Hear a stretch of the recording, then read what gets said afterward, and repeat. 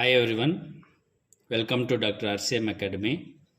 Today I am going to deal with one of the application of Biot Savart's law, that is how to find the magnetic field intensity vector H due to infinitely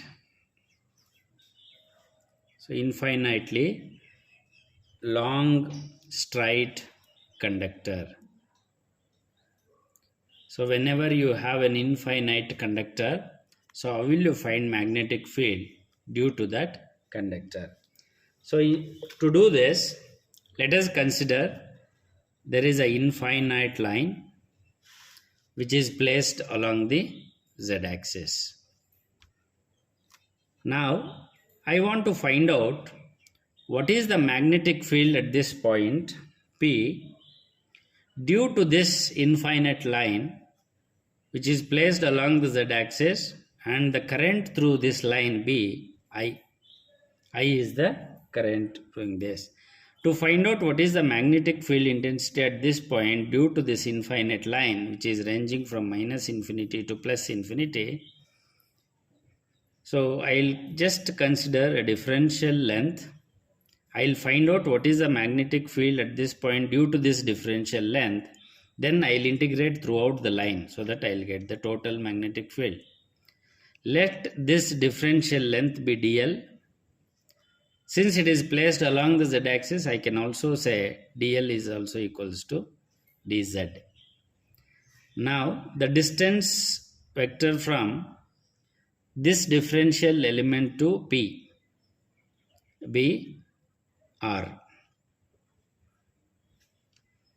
Now let me since it is a conductor and there is a magnetic field around that, whenever there is a current carrying conductor, there is a magnetic field around that. So I assume it is a cylindrical coordinate system, and the distance from this origin to point P be r, that is along radial direction. Now, so what will be the point P? It is r. So we know that for cylindrical coordinate system, r, phi and z are the coordinates. Therefore, the distance is r along radial direction, whereas phi and z coefficients are 0. Similarly, what is the point of this differential length is, so it is placed along the z-axis, whereas r and phi are 0. Therefore, 0, 0, z. Now, so we know that, so what is the differential magnetic field at point P due to this differential length according to Biot-Savart's law. So what does Biot-Savart's law tells you is, so dH, the differential magnetic field at a point P due to this differential element, is equals to, according to Biot-Savart's law, it is I into, so it is dl cross product with AR divided by 4 pi r square. Now, so we know that vector AR, unit vector AR is equals to vector r by its magnitude. So if I substitute back into this equation, so dH can be written as, so it is I into dl. So in place of AR, I'll write it as r by magnitude of r. So that is cross product with r divided by 4 pi, you have r square. So you also have magnitude of r in the denominator, it becomes r cube. So I call this as equation number 1. So this is the differential or a small magnetic field due to differential length dl. Now I'll find out what is the cross product of dl with r. I'll find out what is the magnitude of r and substitute all the values here so that I'll get what is dH. That will give you, so what is the magnetic field at this point due to this differential current element. Then I am going to integrate throughout this line so that I'll get the total magnetic field H. So now let us calculate this. So coming to what is dl cross r, if I find out what is vector dl cross vector r, which is equals to, we calculate the cross product using the determinant. The first row will be the unit vectors, that is AR, A5 and AZ. Next I will tell what is the coefficients of DL. So if you look into the diagram, this DL is only along Z axis, which is equals to dz, whereas R and phi components are 0. Therefore I will write it as 0, 0, and in place of Z coefficient I will write it at dz. Similarly, if I write what is vector R, so vector R can be found as, so the difference between these two, correct? So that is vector R is equals to R minus 0, it is R along radial direction, 0 minus 0, that is 0 along A5, I need not to write, 0 minus Z along Z direction, therefore minus Z into AZ. Now, so what is the magnitude of R? It is root of squares of R square plus of minus Z whole square, that is nothing but Z square. Now to write what is the R coefficients in the third row, so I will take this equation, that is along radial direction I have R, along phi direction nothing is there, I will write it as 0, this is along Z direction, so along Z direction, so I have minus Z, so therefore I will write it as minus Z. So now if I simplify this equation, so it is first component, that is AR into, so I will take a cross product of these two, 0 into anything is 0, minus 0 into dz is 0, so AR coefficient is 0, minus, so A5, the second column component A5, I will neglect this, so 0 into Z is 0, minus R into dz, so it is minus R into dz. Similarly, plus AZ into, so if I neglect this, so 0 into anything is 0 and 0 into R is 0, therefore AZ component is also 0. So you don't get AR component and AZ component, you will get, so minus into minus, it is plus R into dz along A5.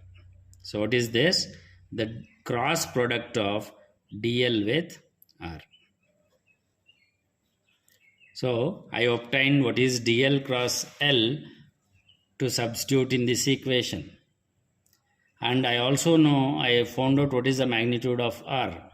I will substitute all the components in this. I will rewrite the equation here. So that is DH equals to, what was the equation I got from the Biot Savart's law? It is DL cross vector R divided by 4 pi R cube. So which is equals to, I will write it as it is. What is DL cross R from this equation? So I will call it as equation 2. So it is R dz into A5 divided by 4 pi, I will write it as it is. What is R? R value we have found it as root of R square plus Z square. So R square plus Z square to the power 1 by 2. Root means to the power 1 by 2. And you have cube. So therefore I can directly write this as, so R square plus Z square to the power 3 by 2. Because root is 1 by 2 and you already have cube in the equation. So root 3 by 2. This is the magnetic field at point P due to differential element dl.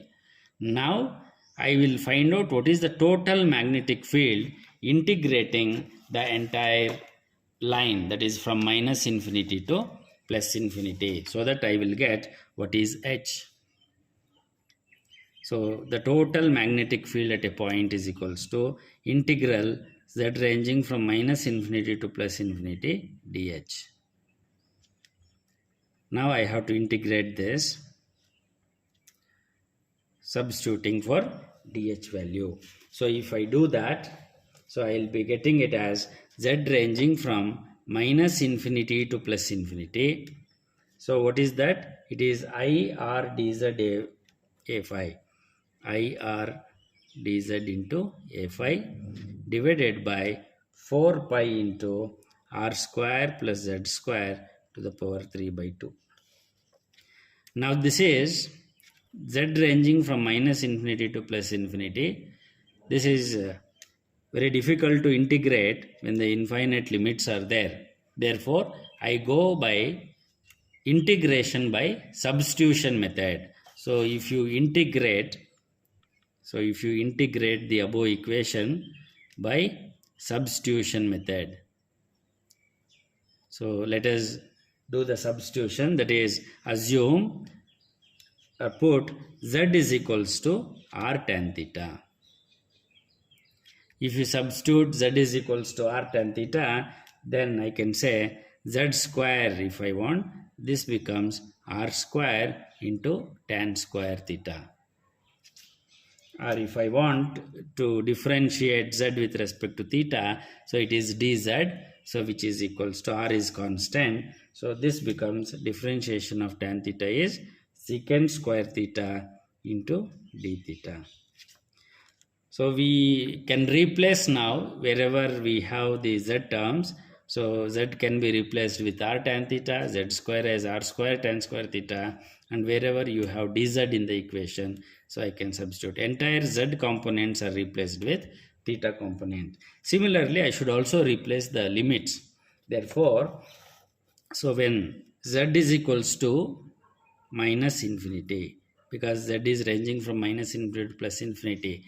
Suppose if z is equals to minus infinity, if I substitute this in this equation, so then you will get minus infinity equals to r tan theta, correct? So if I send this r to the other side, minus infinity by r is minus infinity. So tan theta is equals to minus infinity. This implies theta equals to tan inverse of minus infinity, which is equals to minus pi by 2, which means, so wherever I have the limit minus z is equals to minus infinity, I can say theta ranging is minus pi by 2. Similarly, the upper limit I should go for infinity. So when z is equals to plus infinity, so then, so again substituting this equation, so tan theta becomes infinity, or theta equals to tan inverse of plus infinity, which is nothing but pi by 2. So let us replace this entire substitutions whatever we have done in this equation, so that I will get what is the total magnetic field H. So let us do this. So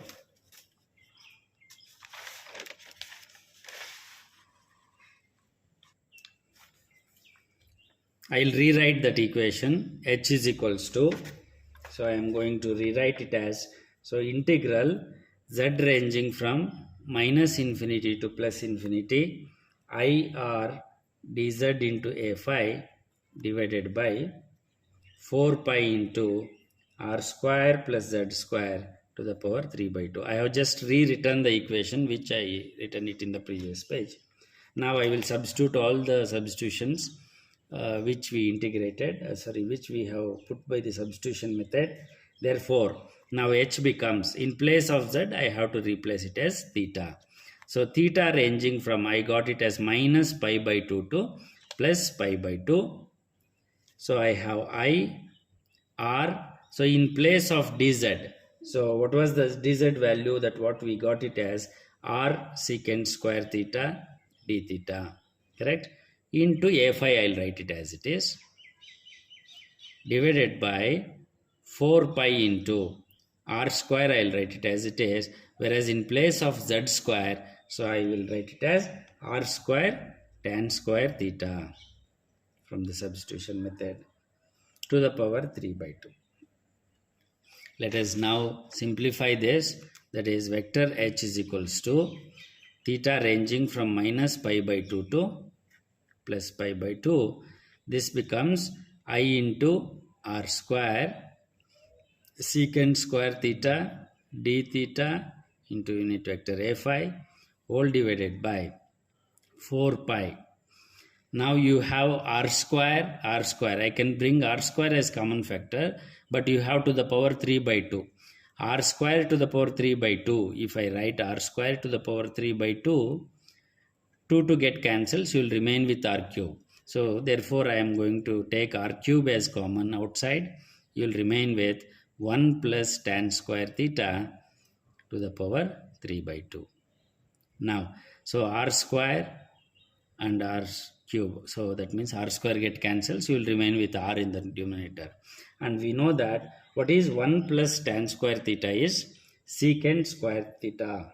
Therefore, so h becomes integral theta ranging from minus pi by 2 to plus pi by 2 I into secant square theta d theta into a phi divided by 4 pi 1 plus tan square theta is secant square theta whole to the power you have 3 by 2. So therefore, so 2 to get cancelled, so you will remain with secant cube theta. So I will substitute this here, secant cube theta. Now again, if you simplify, so I will get secant square theta and secant square theta get cancelled. You will remain with 1 by secant theta. So therefore, vector h is equals to integral theta ranging from minus pi by 2 to plus pi by 2 I into d theta into a phi divided by 4 pi. So what is 1 by secant theta? It is cos theta.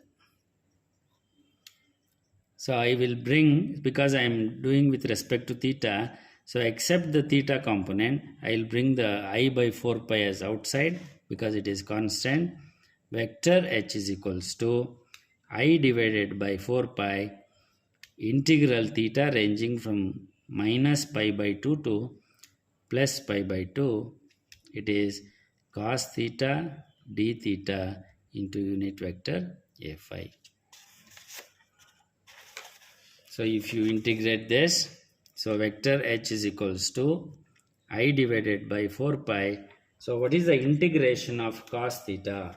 So integration of cos theta is sin theta. So I think we have left out with the r component here. So we have component r. So this r should be here. R. So I will also bring r outside. So it is sin theta with the limits, upper limit and lower limit, that is pi by 2 and minus pi by 2 along a phi direction. Now if you simplify, vector h is equals to I divided by 4 pi r into, so what is sin pi by 2? It is 1 minus lower limit. Sin of minus pi by 2 is minus 1 into a phi. So which is equals to, so 1 plus 2, 1 plus 1 is 2. So 2 divided by 4, that is 2 2s are. So you will get it as I by 2 pi r along the phi direction, which means that the total magnetic field at an infinite, because of the infinite conductor which is placed along the z-axis, is h, which is equals to I divided by 2 pi r, and this is field is along the phi direction. So this is one of the application of Biot-Savart's law. Thank you.